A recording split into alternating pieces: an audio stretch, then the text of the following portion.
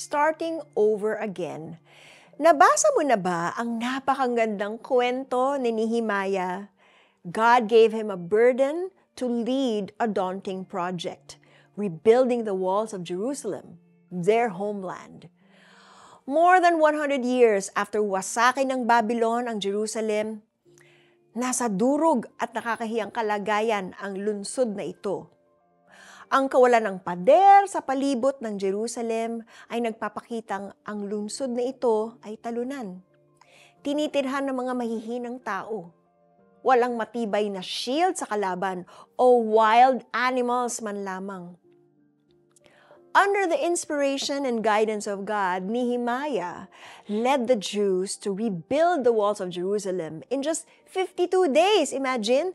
Sa kabila ng lawak at hirap ng task, maraming oposisyon at panlalait ng kalaban, natapos nila ang project successfully. At nang nakasettle na sila sa kani-kanilang mga bayan, nagtipon-tipon yung mga Israelita. At hiniling nila kay Ezra, isang priest at scribe, na kunin ang aklat ng kautusan ni Moses na ibinigay ni Yahweh sa Israel.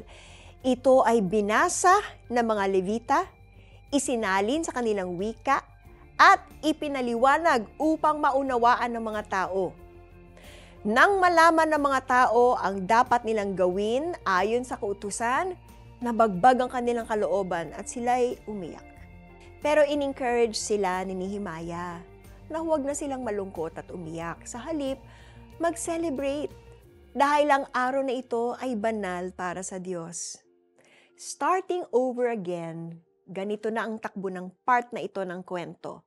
After decades of being slaves and strangers in a land that's not their own, sila ngayon ay nasa sarili nilang tahanan.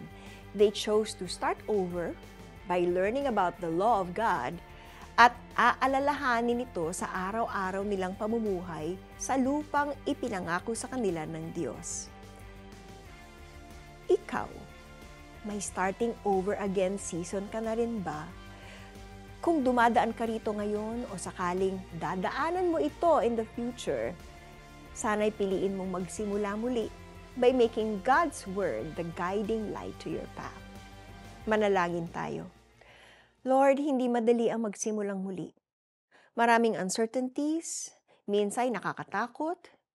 Please give me the determination and courage to make your word my guide and source of wisdom all the time. In Jesus' name, amen.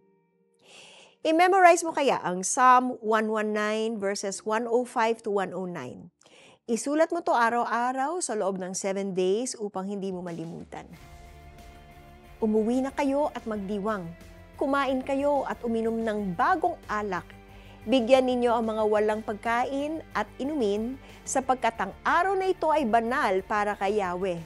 Kaya huwag kayong malungkot.